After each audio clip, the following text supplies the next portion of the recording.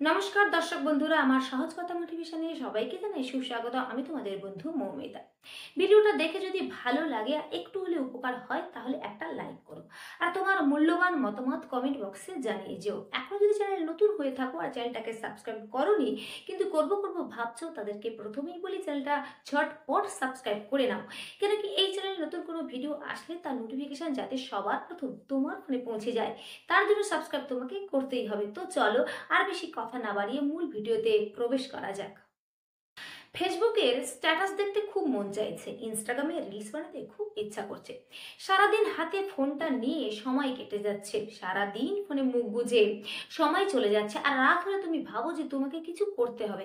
হ্যাঁ, তুমি হয়তো ভাবছো যে আজ যা হলো হোক, কাল থেকে আমি আর কোনো সময় নষ্ট করব না, কাল থেকে আমি আবার কাজে খুব মনোযোগ দিয়ে করব।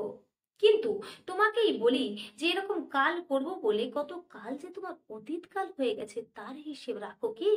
কত ক্যালেন্ডার বদলে গেছে তার হিসেব আছে কি? এইসব ভাবতে ভাবতে যখন তোমার ঘুম চলে আসে তখন তুমি আয়েশ করে ঘুমিয়ে যাও। কিন্তু জীবনের যখন কোনো স্বপ্নই পূরণ করতে পারলে না, জীবনের যখন কোনো উদ্দেশ্য কোনো লক্ষ্য পূরণ হলো না, তখন তুমি ঘুমিয়ে কাটাও। আর যখন জীবনে কিছু করার থাকে না, তখন করো আফসোস। সারা রাত জেগে বন্ধুদের সাথে কথা বলে ঘুম থেকে ওঠো সকাল 11টায়। আর তখন প্রায় দিনের অর্ধেক সময় কেটে গেছে।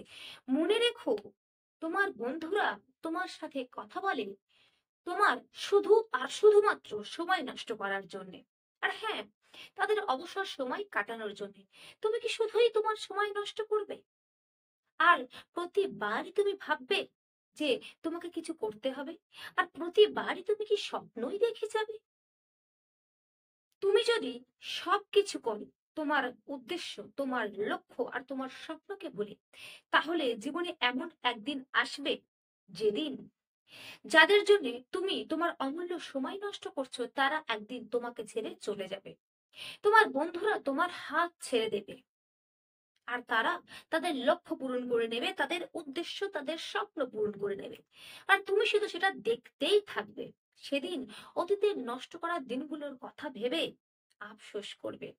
তাই আর সময় নষ্ট নয়, নিজেকে নিয়ে ভাবো, নিজের স্বপ্নকে নিয়ে ভাবো, নিজের ভবিষ্যৎকে নিয়ে চিন্তা করো, নিজের লক্ষ্য নিজের উদ্দেশ্যকে সফল করার জন্য পরিশ্রম করো, নিজের সময়কে কাজে লাগাও।